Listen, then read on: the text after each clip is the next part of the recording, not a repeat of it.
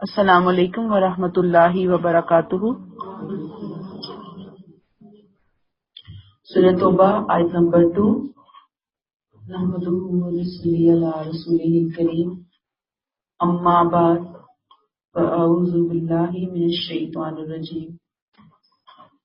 بسم اللہ نہیں ہم پڑھیں گے، یاد کرنا ہے اچھا اس بات کو، سورۃ توبہ کے درمیان، ٹھیک ہے۔ فسیحوا فی الارض اربعۃ اشہر واعلموا انکم غیر معجز اللہ وَأَنَّ اللَّهَ مُخْزِي الْكَافِرِينَ۔ پس اے مشرکو بریکٹ کلوز، اب اس ملک میں 4 مہینے اور چل پھر لو، اور یاد رکھو اور جان رکھو کہ تم اللہ کو عاجز نہیں کر سکتے، اور یہ بھی کہ اللہ بریکٹ اپنے پیغمبر کا بریکٹ کلوز انکار کرنے والوں کو رسوا کر کے رہے گا۔ پہلی آیت میں خطاب جو تھا وہ مسلمانوں سے، اب اس آیت میں مشرکین سے براہ راست خطاب ہے، یعنی پہلی آیت میں کس سے تھا، اب مشرکین سے ہے۔ ایک دم خطاب تبدیل ہوا نا۔ خطاب کی یہ تبدیلی بتا رہی ہے کہ بات کے اندر ایک طرح سے شدت بھی اور دھمکی بھی ہے۔ بہت اسٹرانگ وے میں اللہ تعالیٰ نے فورسفلی یہ بات کہی ہے۔ دھمکی ایسے نہیں دی کہ اے مسلمانوں جاؤ جا کے کفار کو سنا دو، بلکہ جس طرح اعلان برات خود اللہ نے فرمایا تھا نا کہ میں نے اعلان برات کر دیا، ایسے ہی یہاں پہ براہ راست مخاطبین کو، مشرکین کو خطاب کر کے فرمایا کہ تمہارے پاس 4 مہینے کا ٹائم پیریڈ ہے، اس دوران تم اپنا ڈیسیژن کر لو، فیصلہ کر لو کہ تمہیں کیا کرنا ہے، کیسے رہنا ہے۔ سمجھ آ گئی تھی؟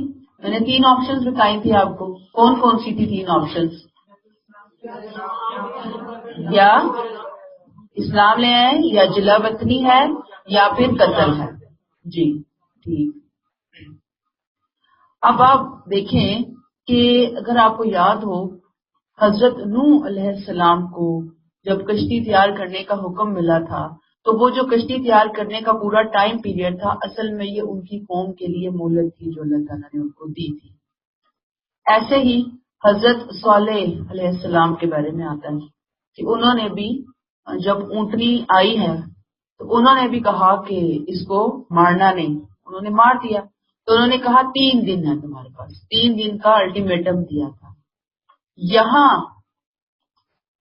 عذاب قہر الہی بن کے آسمان سے یا زمین سے اس طرح نکلا تو نہیں، لیکن یہ سیم پیغمبر اور اس کے ساتھیوں کی تلواروں سے ان کے اوپر عذاب اللہ نے نافذ کروانا تھا۔ اس کے لیے مشرکین کو 4 مہینے کا الٹیمیٹم دیا گیا۔ یہ سمجھ آ رہی ہے آپ کو بات؟ اور انہیں بتا دیا کہ اتمام حجت ہو گیا، لیکن ابھی بھی آپ کو ایک آخری چانس دیا جا رہا ہے، مان لو تو تم فائدے میں رہو گے، مزید تمہیں غور و فکر کرنے کا موقع دیا جا رہا ہے۔ اور ایک سائڈ پہ انہیں غور و فکر کرنے کا موقع دیا جا رہا ہے، تو دوسری سائڈ پہ مسلمانوں کے اندر مزید یکسوئی پیدا ہوگی، مزید نظم و ضبط پیدا ہوگا اس 4 مہینے کی ڈیوریشن کے اندر۔ اور پھر اس کے بعد اللہ تعالیٰ اپنی اس عظیم سنت کو پایا تکمیل تک پہنچائیں گے، جس کی خوشخبری، جس کا وعدہ کر کے نبی کریم صلی اللہ علیہ وآلہ وسلم کو بھیجا گیا، اور قیامت تک کی آپ صلی اللہ علیہ وسلم کی رسالت کی ایک بہت بڑی دلیل بننے جا رہا تھا یہ سارے کا سارا واقعہ، کہ کس طرح 23 سال کے عرصے میں انقلاب عظیم برپا ہوا، اور اللہ نے اپنے اس وعدے کو، اس پروگرام کو، اس اسکیم کو کس طرح سے عملی جامہ پہنا کر دکھا دیا گیا۔ یہ کلیئر ہو گئی آپ کو بات؟ آیت نمبر 3۔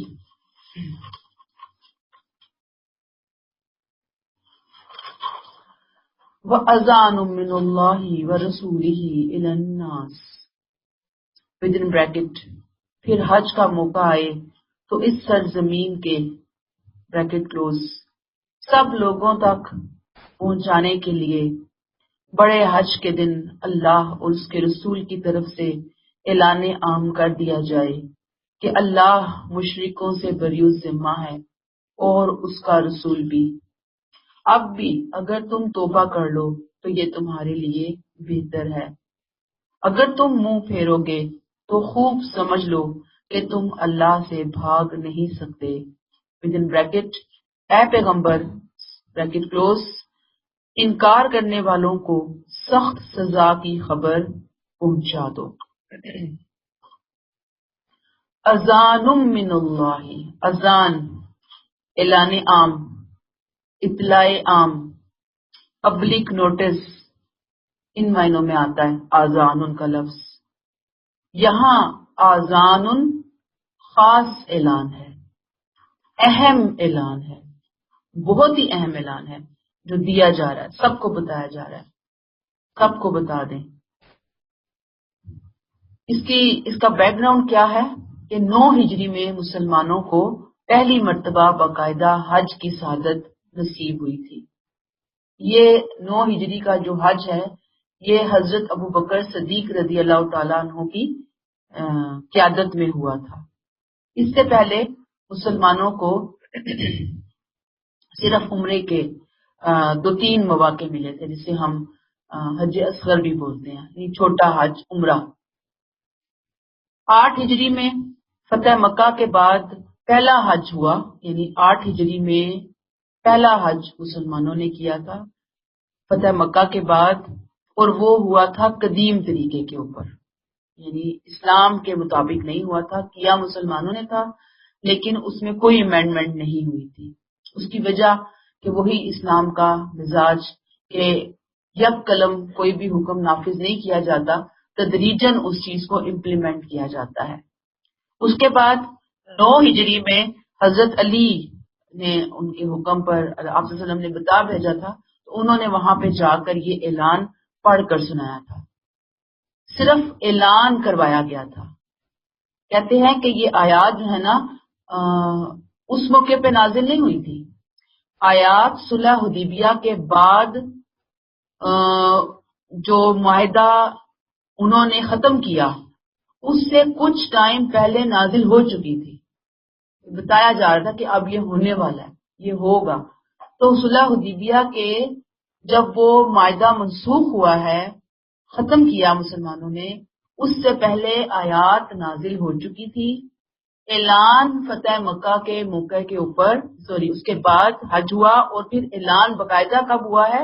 9 ہجری کے اندر ہوا، 8 ہجری والے حج میں نہیں ہوا اس کا اعلان، ٹھیک ہے۔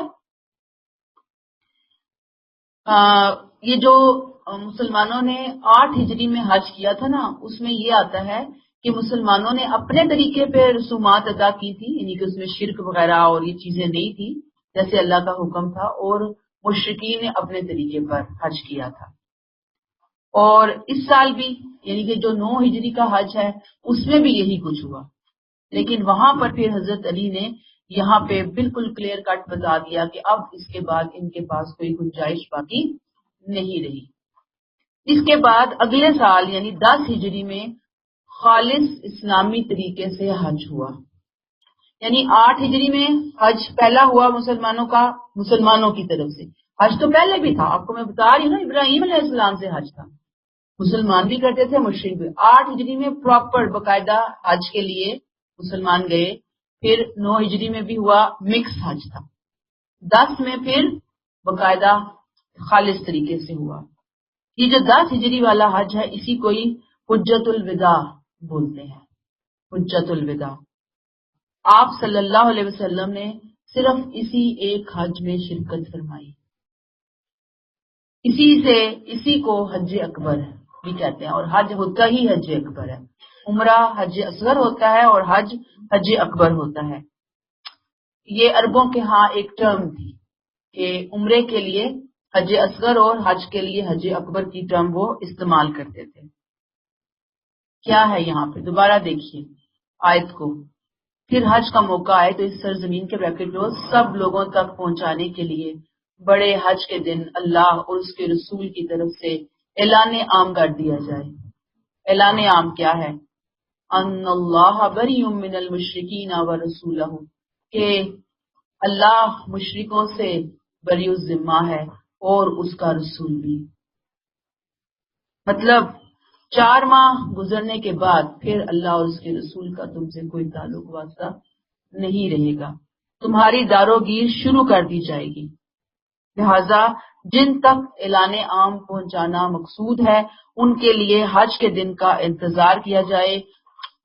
ملک یعنی عرب سے اور اس کے باہر سے کونے کونے سے لوگ اکٹھے ہوتے ہیں، ان کی وساطت سے یہ پیغام ان تک پہنچایا جائے گا کہ اللہ اور اس کے رسول نے مشرکین عرب سے اعلان برات کر دیا ہے۔ کیا کہا جاتا ہے کہ اللہ کی طرف سے جو مہلت تھی وہ ختم ہو گئی ہے، اب عذاب کا ٹائم آنے والا ہے۔ تمام معاہدات ختم کر دیے گئے اور آئندہ بھی تم لوگوں سے کوئی معاہدہ نہیں کیا جائے گا، کوئی چانس ہے ہی نہیں۔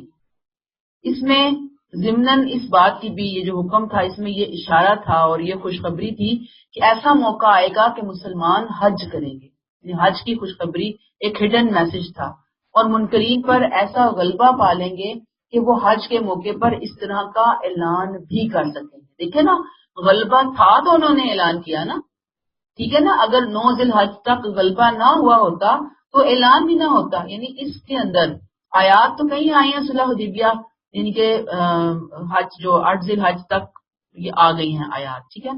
اس کے بعد ان آیات کے اندر خوشخبری دے دی کہ ایسا موقع آنے والا ہے جلد کہ جب یہ اعلان عام ہوگا اور مسلمان اعلان عام کر کے بتائیں گے اور مشرکین کو پھر اجازت نہیں ہوگی۔ اور پھر وہی ہوا جیسے میں نے ابھی آپ کو بتا دیا۔ کلیئر ہو گئی یہ بات؟ آیت نمبر 4۔ یہ جو آپ پیچھے نا اگر اپنی چیئر یہاں آگے لے آئیں تو آپ کو شاید سوٹ کرے، کہ جن کا نام نہیں آتا، ہاں آپ ابھی نہیں آئی ہے نا۔ آیت 4، ایک یہاں پہ آ جائے، ایک یہاں پہ چیئر کر لیں، یا یہاں چیئر لے آئیں آگے۔ اعوذ باللہ من الشیطان الرجیم۔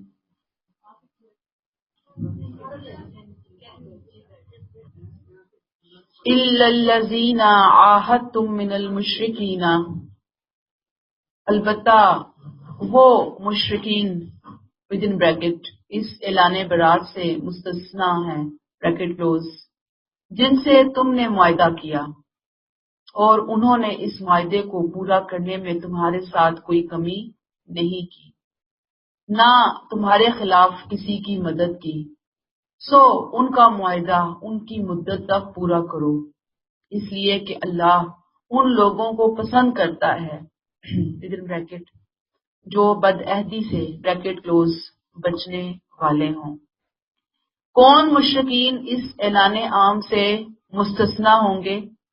وہ قبائل کہ جو اپنے اپنے معاہدوں کے اوپر قائم رہے، مسلمانوں سے کیے گئے معاہدوں کے خلاف نہیں کیا انہوں نے، نہ چھوٹا نہ بڑا، ڈائریکٹ نہ انڈائریکٹ، کوئی کسی قسم کی ادھر ادھر کسی کو انہوں نے مدد نہیں پہنچائی۔ تو یہاں پہ یہ حقیقت واضح ہو گئی، یہ بات کلیئر کر لیجئے کہ یہ معاہدے بھی اس وقت تک نبھانے کا کہا گیا جب تک ان معاہدوں کی مدت تھی، مطلب 1 سال کے لیے ہوا ہے، 6 مہینے کے لیے ہوا ہے، 1.5 سال کے لیے، کوئی ٹائم ڈیوریشن دیا ہے نا، بس وہ جو ٹائم ڈیوریشن ہے اس تک ان کے معاہدوں کو پورا کرنا ہے، توڑنا نہیں ہے فوراً۔ پہلے والے گروپ جو ہے مشرکین کا، مخالفین کا، ان کے لیے تو 4 مہینے کی مہلت تھی۔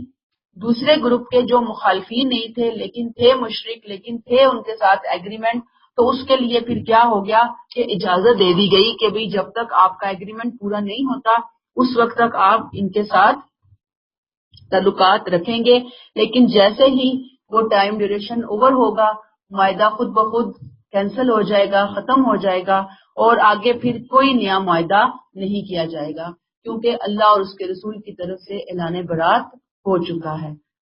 اسی وجہ سے آپ دیکھیں کہ آپ صلی اللہ علیہ وسلم نے پھر اس کے بعد کسی سے نیا معاہدہ نہیں کیا، اور پیچھے بھی ہم پڑھ کر آئے کہ یہ جو معاہدے کیے بھی جا رہے تھے اس کی وجہ کیا تھی کہ مسلمانوں کو اطمینان کی گھڑی نصیب ہو جائے، دعوت اور تبلیغ کا مسلمانوں کو موقع مل جائے، میسر آ جائے، اتمام حجت ہو جائے۔ مقصود ہمیشہ کے لیے ان کے ساتھ نباہ کرنا تھا بھی نہیں، ایک ٹائم ڈیوریشن حاصل کرنا تھا مسلمانوں کے لیے۔ اور میں نے آپ کو پہلے بھی بتا دیا کہ جس قوم میں رسول کی بعثت ہوتی ہے اس قوم پر اتمام حجت کے لیے اللہ تعالیٰ نے ایک ٹائم ڈیوریشن رکھا ہوتا ہے۔ جیسے اب آپ دیکھیں مکہ کے اندر آپ صلی اللہ علیہ وسلم اور آپ کے ساتھیوں نے کتنا ٹف ٹائم گزارا، ایسے ہی ہوا ہے نا؟ اچھا، ٹف ٹائم جو ہے نا وہ گزارا تھا۔ اب کیا ہے کہ جو وہ ٹف ٹائم ہے وہ بار بار کہتے رہے کہ عذاب جو ہے وہ لے کر آؤ، کتنا ٹیز کیا، کتنی اذیتیں دی، لیکن وہ ٹائم ڈیوریشن 23 سال کے بعد جا کر ختم ہو رہا تھا، پہلے نہیں دے سکتے تھے اللہ تعالیٰ اس کا ٹائم پیریڈ۔ یہ اتمام حجت تھی جو کہ اللہ نے اپنے رسول کے ذریعے کروائی۔ اور اب آپ دیکھ لیجئے کہ یہاں پہ کیا کہا اینڈ میں کہ اور نہ تمہارے خلاف کسی کی مدد کی، سو ان کا معاہدہ ان کی مدت تک پورا کرو۔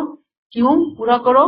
ان اللہ یحب المتقین، اس لیے کہ اللہ ان لوگوں کو پسند کرتا ہے جو کیا کرتے ہیں ودن بریکٹ بد عہدی سے بچنے والے ہیں۔ متقین، یاد رکھیے کہ یہاں انفرادی تقوی کی بات نہیں ہو رہی، یہاں اجتماعی تقوی کی بات ہو رہی ہے۔ جیسے اسلام ہر فرد سے انفرادی طور پر تقوی کا مطالبہ کرتا ہے، ایسے ہی اسلام اللہ تعالیٰ نبی کریم صلی اللہ علیہ وسلم بطور جماعت، بطور گروپ، بطور قوم، بطور مسلمان سوسائٹی، پوری کی پوری قوم سے بھی تقوی کا مطالبہ کرتے ہیں۔ اب اس میں کیا ہے کہ مسلمان دوسری قوموں سے جو معاہدات کریں گے، جو معاملات کریں گے، اس میں کس چیز کا پاس رکھنا ضروری ہوگا مسلمانوں کے لیے؟ وعدے کی پابندی، سچائی، وفاداری، اس چیز کا پاس رکھنا ضروری ہوگا۔ اگر ذرا بھی انہوں نے کوئی خلاف ورزی کی تو اللہ تعالیٰ ایسے متقیوں کو دوست نہیں رکھتا۔ کون سے متقی ہیں؟ جو اللہ کی نظر میں محبوب ہیں، جن کو دوست رکھتا ہے، جو دنیا اور آخرت میں کامیاب ہیں۔ وہ کون ہیں؟ جو کہ معاہدے کی پابندی کرتے ہیں، پاسداری کرتے ہیں۔ اب آپ صورتحال دیکھ لیں کہ مسلمان جب اعلان عام ہوا ہے، مسلمان ایک پاور میں ہیں، اور اس موقع کے اوپر بھی اللہ تعالیٰ کس چیز پر سٹریس دلوا رہے ہیں؟ اپنے معاہدے کی پابندی کرو۔ یہ نہیں کہ معاہدہ توڑو اور اکھاڑ کر ان کے منہ کے اوپر مارو اور ان کا تیا پانچا کر دو، نہیں، یہ اسلام کی اخلاقیات ہے ہی نہیں۔ اور آپ دیکھیں کہ جس عفو درگزر کا معاملہ اللہ تعالیٰ نے آپ صلی اللہ علیہ وسلم سے کروایا، یہی اس کا رزلٹ تھا کہ پھر وہ 4 مہینے گزرے بھی نہیں ہیں اور لوگوں نے دھڑا دھڑ اسلام کے جھنڈے تلے پناہ لینا پسند کر لیا۔ اگر اسلام یہ کہتا کہ نہیں، ختم کر دو، یہ کر دو، وہ کر دو، کوئی بھی اسلام کے قریب نہ آتا، لوگ متنفر ہو کر بھاگ جاتے۔ تو یہ اسلام کا حسن ہے، اس کی خوبصورتی ہے۔ آیت نمبر 5، فَإِذَا انْسَلَخَ الْأَشْهُرُ الْحُرُمُ فَاقْتُلُوا الْمُشْرِكِينَ۔ اب یہ وہی سخت تھریٹ، دھمکی والی آیات، بڑے حج کے دن ودن بریکٹ کلوز، اس اعلان کے بعد جب یہ حرمت والے مہینے گزر جائیں تو ان مشرکین کو جہاں پاؤ قتل کرو، ودن بریکٹ، اس مقصد کے لیے بریکٹ کلوز، ان کو پکڑو، ان کو گھیرو اور ہر گھات کی جگہ ان کی طاق میں بیٹھ جاؤ۔ پھر اگر یہ لوگ توبہ کر لیں، نماز قائم کریں اور زکوٰۃ ادا کرنے لگیں، تب ان کی راہ چھوڑ دو، بے شک اللہ بخشنے والا ہے، اس کی شفقت ابدی ہے۔ یہ 4 مہینے گزر جائیں، فَإِذَا انْسَلَخَ الْأَشْهُرُ الْحُرُمُ، یہ حرمت والے جب مہینے گزر جائیں۔ اب کہتے ہیں کہ یہاں یہ جو ذکر ہے حرمت والے مہینے، ظاہری بات ہے کہ اس کے بعد جو اعلان کیا گیا اس میں 20 دن تھے ذوالحج کے باقی اور 30 دن محرم کے باقی تھے۔ اب اللہ تعالیٰ نے کیا کہا کہ جب یہ 4 مہینے یعنی کہ یہ دن بھی گزر جائیں گے حرمت والے، یعنی حرمت والے 1 مہینہ 20 دن رہتے ہیں نا، یہ دن بھی گزر جائیں گے اور وہ 4 مہینے جو کہے ہیں ٹوٹل اس کو ملا کر جب یہ 4 مہینے گزر جائیں گے کہ جس میں لوگوں کے خلاف کارروائی تو حرمت والے مہینوں میں ویسے بھی نہیں ہوتی، لیکن انہیں مزید 4 مہینے جو ہیں وہ دے دیے گئے ہیں کہ جیسے ہم کہتے ہیں نا کہ نومبر کا مہینہ گزر جائے تو دسمبر کا گزر جائے یا یہ سال گزر جائے، 2-3 مہینے تو رہ گئے نا، یہ سال گزر جائے تو اگلے سال، تو یہی بات یہاں پر کہی ہے کہ حرمت والے مہینے جب گزر جائیں تو حرمت والے مہینوں سے مراد یہاں پر چونکہ آٹومیٹکلی 1 ماہ 20 دن ابھی رہ رہے تھے تو اس سے مراد یہ نہیں تھا کہ حرمت 1 ماہ 20 دن کے بعد فوراً حملہ کر دو، نہیں، وہ 4 مہینے کی جو مہلت ہے وہ اس کے اندر ایڈ ہو گئی ہے، ٹھیک ہے نا، اس مہلت نے ابھی ان کے لیے کارروائی جو ہے وہ روک دی ہے، اسی کا یہاں پر ذکر کیا جا رہا ہے۔ نہیں، میں یہ کہہ رہی ہوں کہ یہ جو آیات ہے نا اشہر الحرم، کہ جب یہ حرمت والے مہینے گزر جائیں تو مہینے میں وہ جو گزرنا تھا ٹائم پیریڈ وہ تھا 1 مہینہ 20 دن کا، تو اگر وہ گزر جاتے تو لوگوں نے کہنا تھا لڑائی شروع کرو۔ اللہ نے ان آیات میں 4 مہینے کی مہلت دی ہے، تو 4 مہینے بنتے ہیں 9 ذی الحج کے 10 ذی الحج کے بعد، یہ ذی الحج ہے، پھر محرم ہے، پھر سفر ہے، پھر ذیقعد ہے نا، تو یہ 4 مہینے یہ گزریں گے ذیقعد کی 10 تاریخ تک، پھر اس کے بعد ان کے خلاف یہ کارروائی جو ہے وہ شروع کی جائے گی۔ یہ کلیئر ہوئی آپ کو بات؟ ربیع الاول، ٹھیک ہے، اچھا جی، آگے کیا ہے، کیا کرنا ہے؟ فَاقْتُلُوا الْمُشْرِكِينَ حَيْثُ وَجَدتُّمُوهُمْ وَخُذُوهُمْ وَاحْصُرُوهُمْ وَاقْعُدُوا لَهُمْ كُلَّ مَرْصَدٍ۔ یہ ایک جنگی اقدام نہیں تھا جس کی اجازت اللہ دے رہے تھے کہ جس کا اعلان فرما رہے تھے، یہ قتل عام تھا، قتل عام، ان کا ناطقہ بند کرنے کا حکم تھا، مکمل بائیکاٹ تھا۔ یہ کیا تھا اصل میں؟ یہ قتل عام کیوں تھا؟ آپ بتائیں مجھے کیوں تھا؟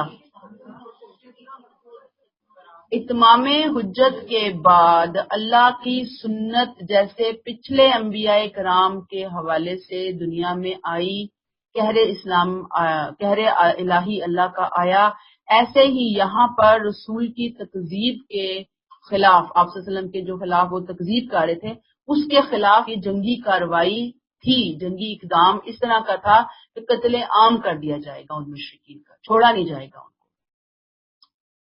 سمجھ آ گئی آپ کو؟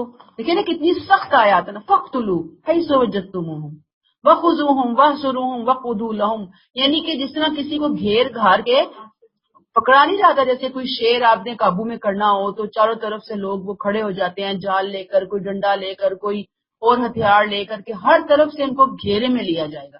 اب ان کی یوں کہہ لیں آپ دوسرے لفظوں میں کہ تکا بوٹی کی جائے گی، ان کی اینٹ سے اینٹ بجائی جائے گی، یعنی اس طرح کا تھریٹ دے دیا گیا کہ اب بھی 4 مہینے ہیں، سوچ سمجھ لو کہ تمہارا انجام کیا ہونے جا رہا ہے۔ اس کے بعد فَإِن تَابُوا وَأَقَامُوا الصَّلَاةَ، پھر اگر یہ لوگ توبہ کر لیں، یعنی توبہ کر لیں، اور صرف توبہ کافی نہیں ہے، اسلام قبول کریں، اسلام قبول کر کے اقاموا الصلاۃ وآتوا الزکاۃ، نماز قائم کریں، زکوٰۃ ادا کریں، یہ 2 کام کر کے وہ اپنے ایمان اور اسلام کا ثبوت مہیا کریں۔ ظاہری بات ہے کہ یہ جو 2 آپشن ہیں، یعنی یا اسلام ہے یا تلوار ہے، ٹھیک ہے، اس کے علاوہ ان کے پاس وہاں عرب میں رہنے کا کوئی اور آپشن ہے ہی نہیں، کہ جیسے اہل کتاب کے پاس ہے نا کہ ذمہ یا معاہد بن کر رہیں، ان کے پاس کوئی آپشن نہیں، انہوں نے نکلنا ہے۔ اگر یہ دونوں کام کرتے ہیں پھر کیا ہے؟ فَخَلُّوا سَبِيلَهُمْ، انہیں چھوڑ دو، ان کا راستہ چھوڑ دو، ان کو زندگی گزارنے دو، ان کے لیے پوری آزادی ہے۔ یہ بڑی آیت کا یہ جو ٹکڑا ہے نا، یہ بڑا ڈیپتھ میں جانے والا ہے۔ جن کو شوق ہو وہ گھر جا کے دعائیں بھی کریں، سوچیں بھی، دیکھیں بھی اس کے اوپر۔ فخلو سبیلہم، ان کا راستہ چھوڑ دیں، ان کی راہ چھوڑ دیں۔ معنی کیا ہے کہ قانون کی روشنی میں ایمان کا ثبوت انہوں نے نماز اور زکوٰۃ سے مہیا کر دیا۔ بس اب ریاست قانون سازی کے اندر ان سے کوئی زائد مطالبہ نہیں کر سکتی، ریاست ان سے مزید کوئی مطالبہ نہیں کر سکتی۔ ریاست کے قانون کی سطح پر، گورنمنٹ کے لیول پر دو ہی مطالبے ہیں، نماز اور زکوٰۃ۔ اس کے بعد تیسرا، چوتھا، پانچواں کوئی مطالبہ نہیں ہے اسلامک اسٹیٹ کا، اس لیے کہ جب اللہ تعالیٰ نے اپنے پیغمبر کی حکومت میں اس کے علاوہ کسی اور چیز کی اجازت نہیں دی تو بعد میں کسی اور کو کیسے دی جا سکتی ہے؟ یہ کلیئر ہوگی آپ کو بات؟ اس کو تھوڑا سا دیکھیے گا، آپ کو میں سے کسی کو شوق ہو تو پھر اس موضوع پہ علیحدہ سے ہم بات کر سکتے ہیں اس موضوع کے اوپر۔ اب آپ دیکھیں کہ یہ جو آیت ہے نا، اس کو آؤٹ آف کنٹیکسٹ لوگ دیکھتے ہیں اور کہتے ہیں کہ دیکھو مسلمان کتنے وحشی ہیں، کیا حکم دیا گیا، پکڑو، مارو، گھیرو، قتل کر دو۔ یاد رکھیے کہ یہ عام لوگ نہیں ہیں، عام، معصوم، ان پڑھ، لا علم، وہ لوگ نہیں ہیں۔ یہ کون لوگ ہیں؟ یہ 23 سال پیغمبر کا مقابلہ کرتے رہے ہیں، 23 سال پیغمبر جیسے رحمت للعالمین جیسی ہستی کا مقابلہ کرنے کے لیے سامنے کھڑے ہوئے ہیں۔ اپنی جان، مال، وقت، سب کچھ ان لوگوں نے لگایا ہے پیغمبر کا، اسلام کا، قرآن کا، مسلمانوں کا مقابلہ کرنے کے لیے۔ آپ صلی اللہ علیہ وسلم 23 سال تک ان کے ایک ایک دروازے کے اوپر دستک دیتے رہے ہیں نا، دی ہے نا سمجھانے کے لیے۔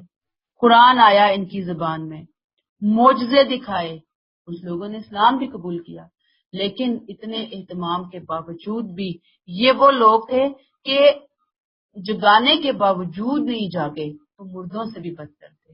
اس لیے اتمام حجت کے بعد اللہ تعالیٰ نے یہی سوچا کہ ویسے بھی یہ مردے ہی ہیں، لہٰذا ان کو یہیں پر ہی دفن کر دیا جائے، یہیں پر ہی زمین کھود کر ان کو، روحانی مانوی مردے تو بنے ہوئے ہیں، ان کو لٹرلی مردہ بنا کر یہ جو ان کی تھوڑی بہت سانس آ جا رہے ہیں یہ بھی لے کر ان کو ختم کر دیا جائے۔ اللہ کے دیے ہوئے سانس ہے نا، کلیئر ہو گئی بات؟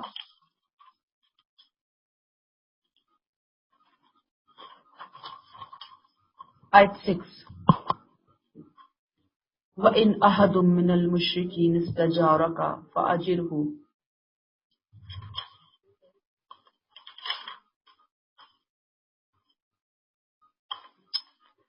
وَإِنْ أَحَدٌ مِّنَ الْمُشْرِكِينَ اسْتَجَارَكَ،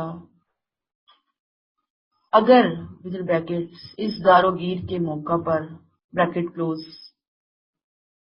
اگر ان مشرکین میں سے کوئی تم سے امان کا طالب ہو تو اس کو پناہ دے دو، ودن بریکٹ کہ وہ تمہاری دعوت سننا چاہتا ہے، بریکٹ کلوز، یہاں تک کہ وہ اللہ کا کلام سن لے، پھر اسے اس کی محفوظ جگہ پر پہنچا دو۔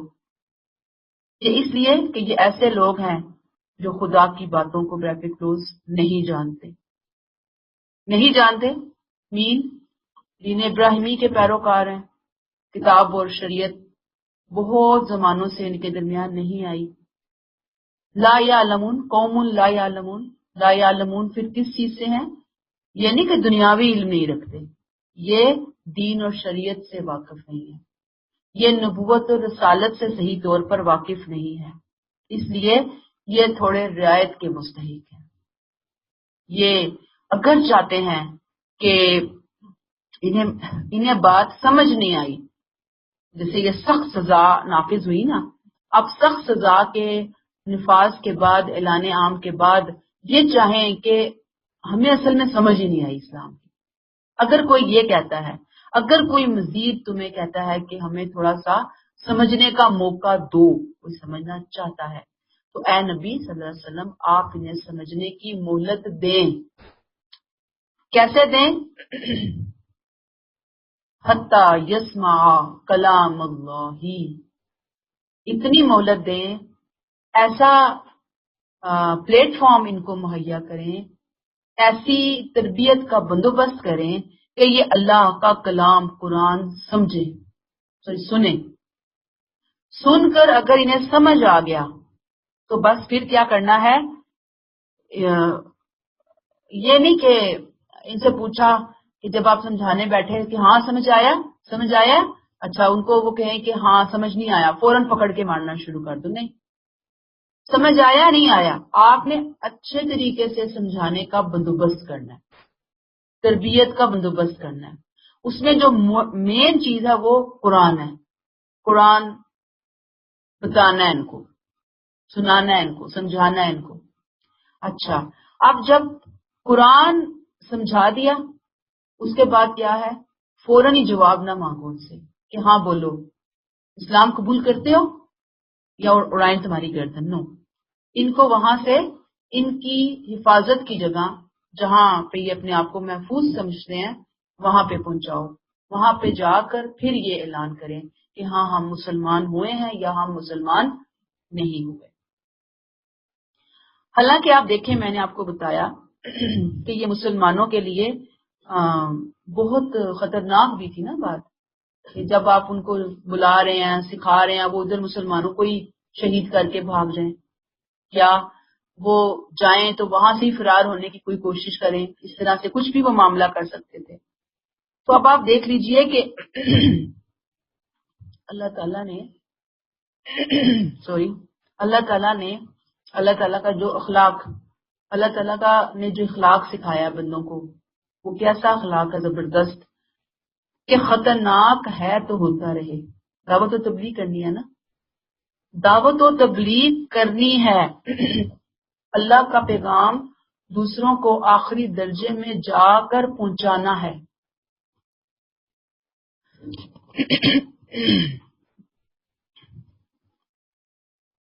آخری درجے میں جا کر پہنچانا ہے، اور اس کے لیے کتنا رسک ہے جو مسلمان یہاں پہ لے رہے ہیں،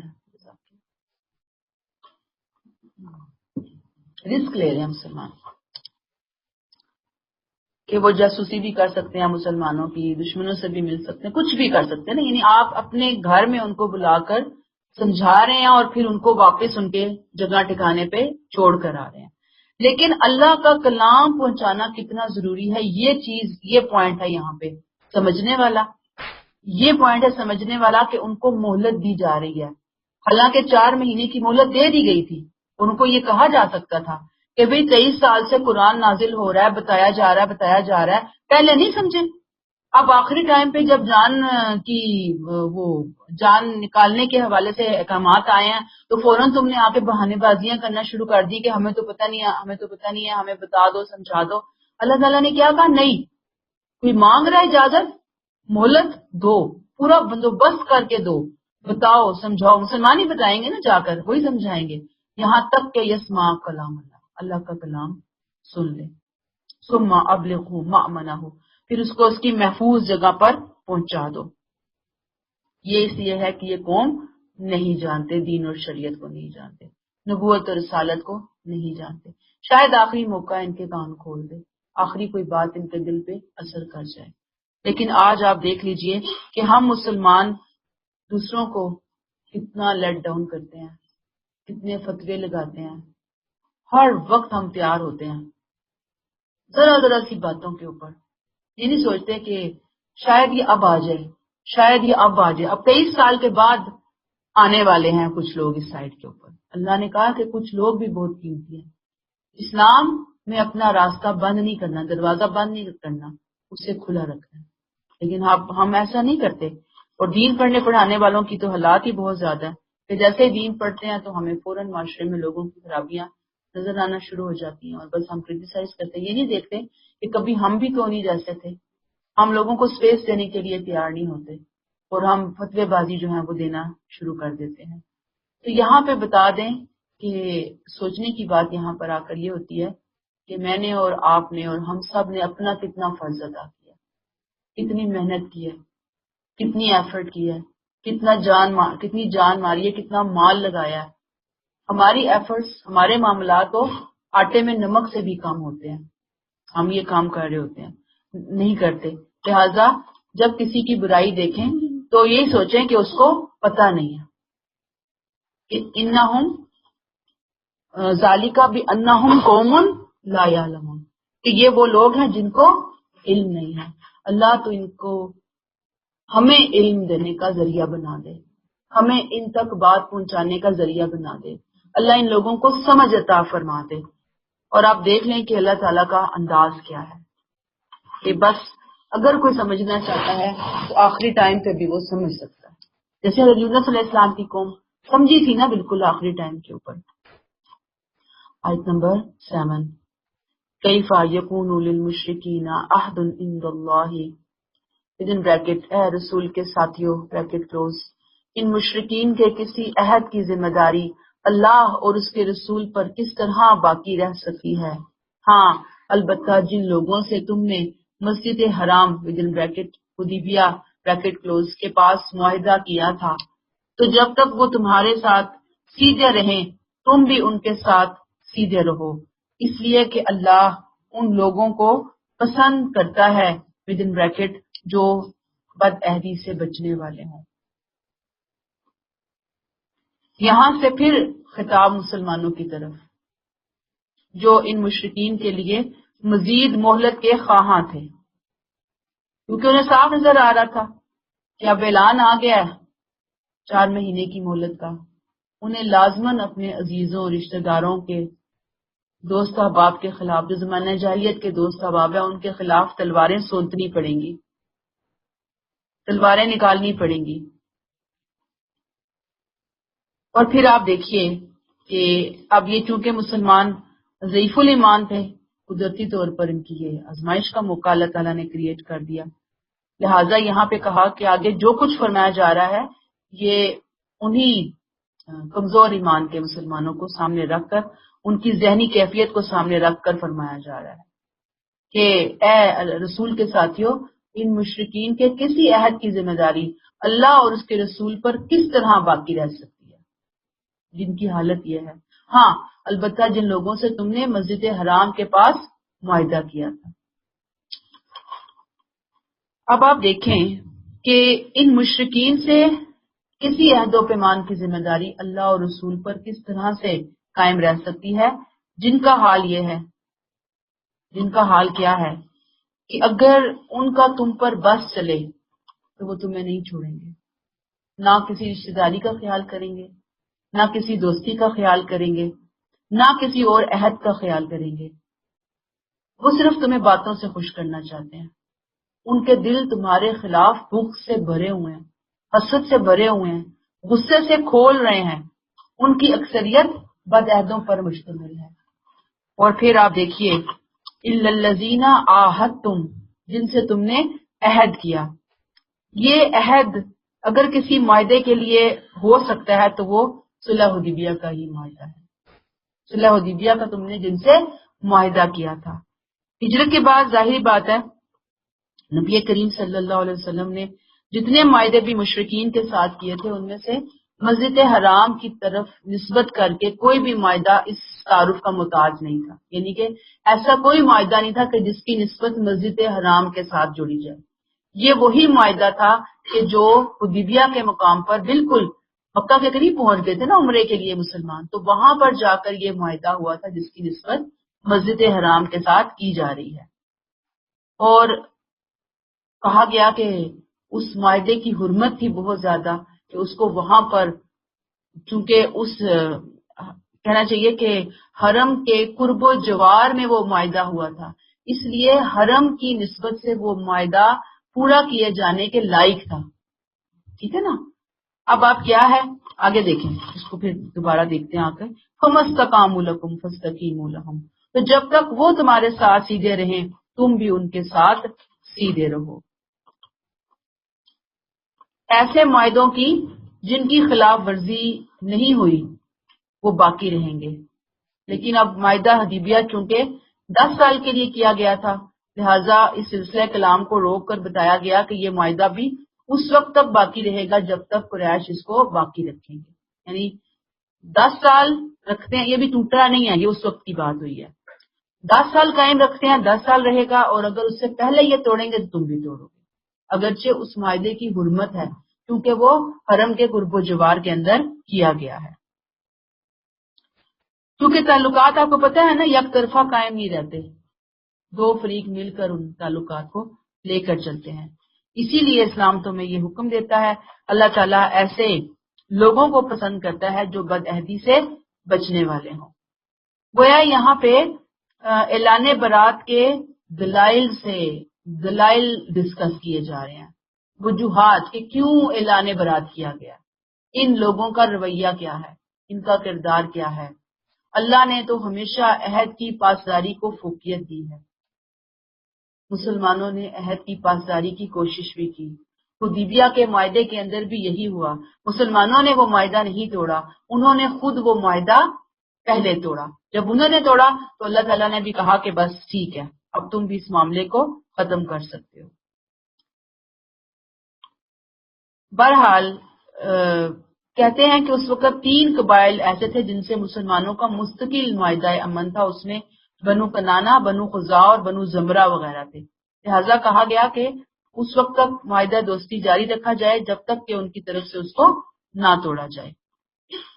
لیکن بعد میں یہی ہوا کہ انہوں نے اسلام قبول کر لیا، سارے کے سارے قبیلوں نے. آیت نمبر 8 کیف وَإِن یظہروا علیکم within bracket کس طرح باقی رہ سکتا ہے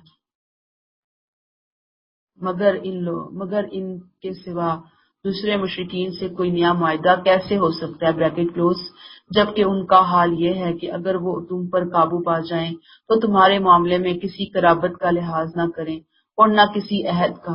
وہ تمہیں اپنے منہ کی باتوں سے مطمئن کرنا چاہتے ہیں لیکن ان کے دل انکار کر رہے ہیں اور ان میں سے اکثر بد عہد ہیں. کیا ہے وہ؟ بد عہد ہیں. یہاں پہ لفظ ہم نے پڑھا لا یرقبو فیکم الا ولا، یہ الا نہیں ہے، ٹھیک ہے نا، الا ولا، الن ہے نا، الن وہ الا ہوتا ہے صرف، ٹھیک ہے نا، علم ہے. یہ ہے عہد، حلف، معاشرتی تعلقات کے لیے لفظ ہوتا ہے یوز علم. اور ذمہ بھی عہد ہے، یہ سیاسی عہد ہوتے ہیں. ذمہ سیاسی عہد، علم معاشرتی تعلقات. اصل میں معاشرہ چلتا ہی ان 2 ذمہ داریوں کی ادائیگی سے نا، کہ آپ معاشرتی تعلقات پورے کریں، اپنے سیاسی عہد جو ہیں ان کو پورا کریں. اب پچھلی آیت سے اگر ہم اسے کنیکٹ کریں تو اعلان برات نے جو ضعیف الایمان مسلمان تھے ان کی توقعات پہ یہ قلم لکیر پھیرتی تھی.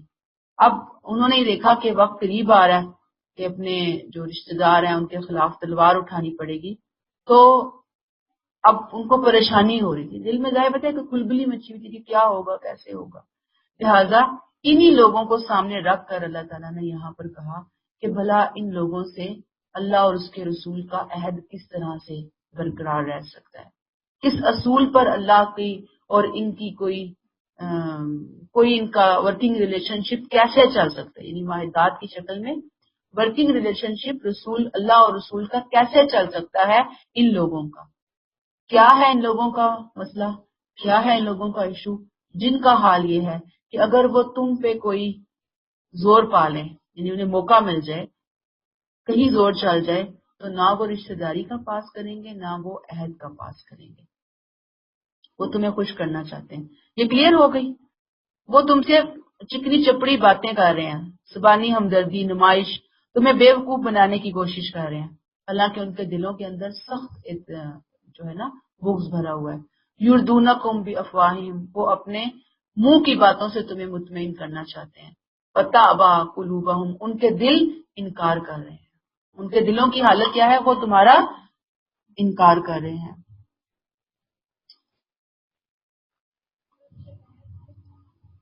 مختلف عہد جو ان کے ساتھ کیے گئے تھے مسلمانوں نے ورکنگ ریلیشن شپ کے حوالے سے.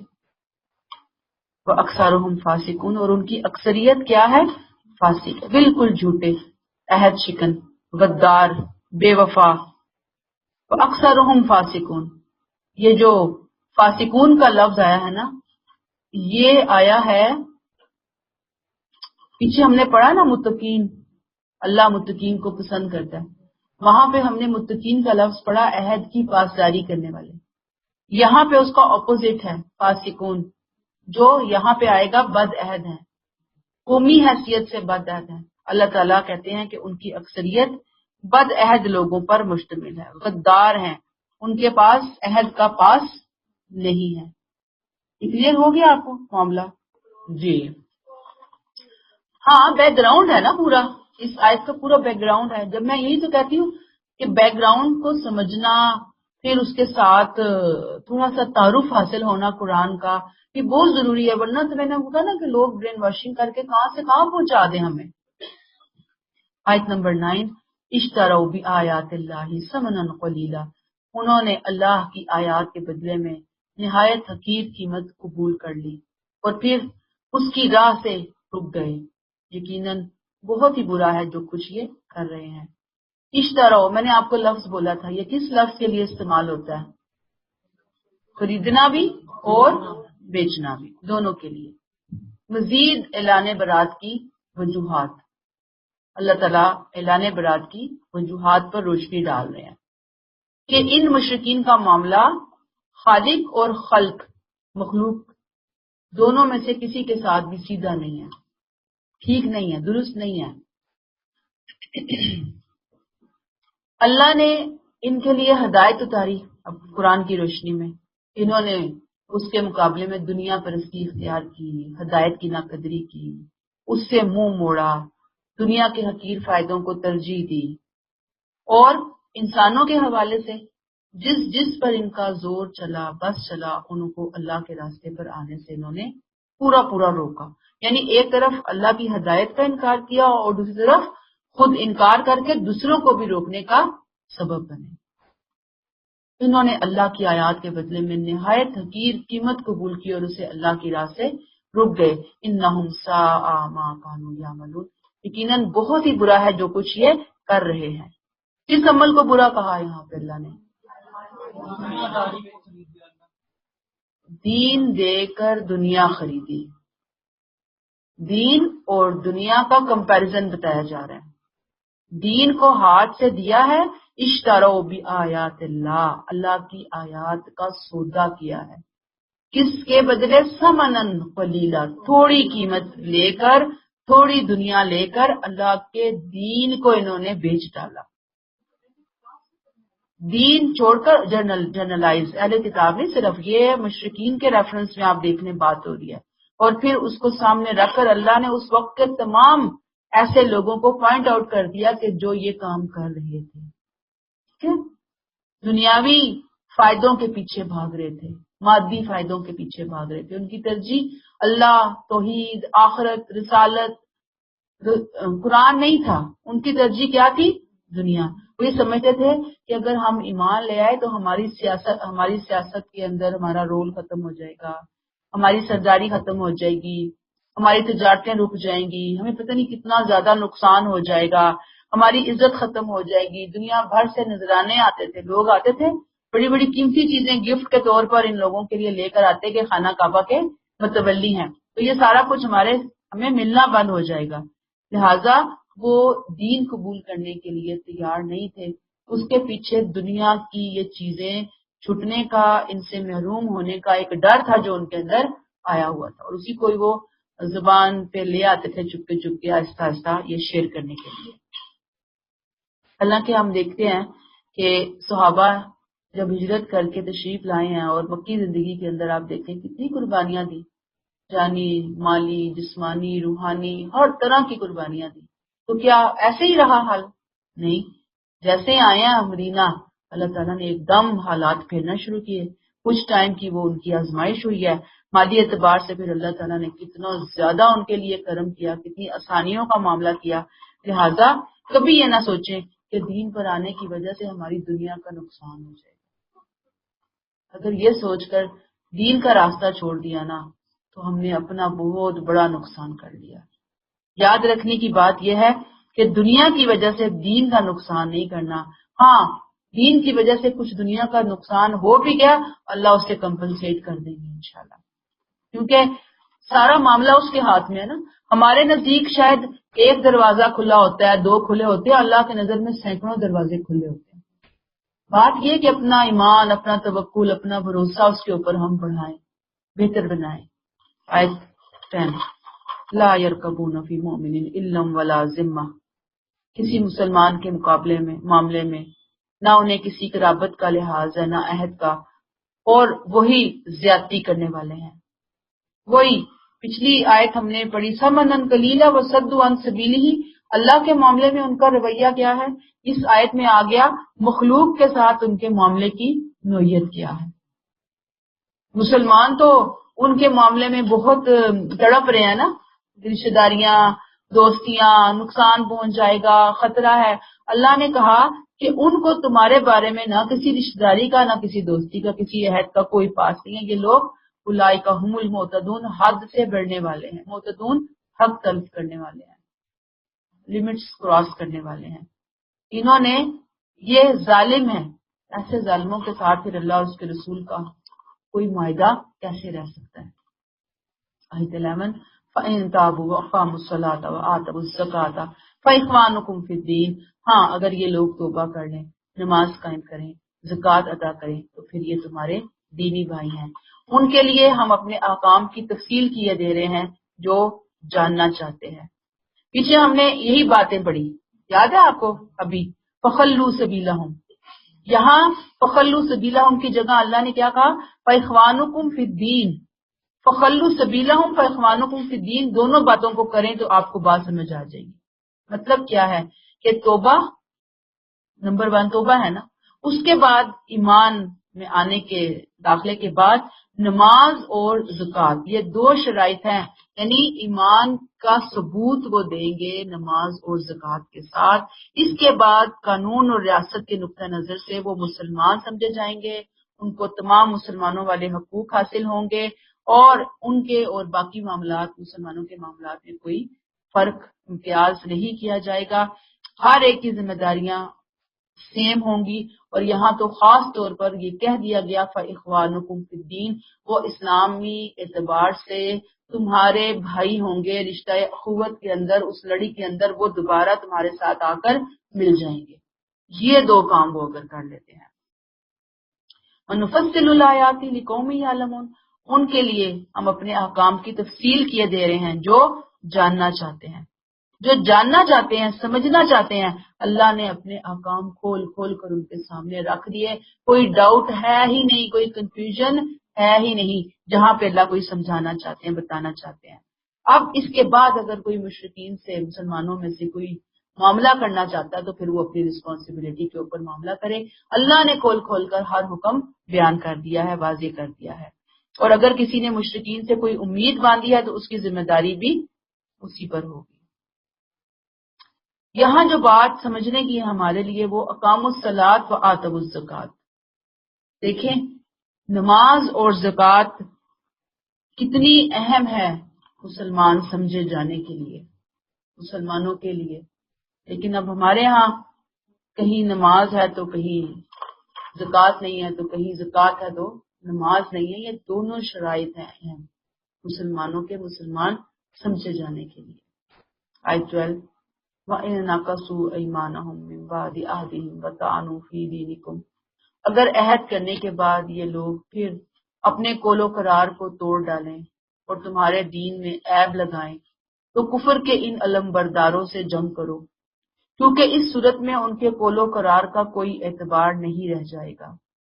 within bracket یہ آج نہیں تو کل اپنا عہد توڑیں گے، لہذا ان سے لڑو، بریکٹ کلوز، یہاں تک کہ یہ کفر شرک سے باز آ جائیں، بریکٹ کلوز۔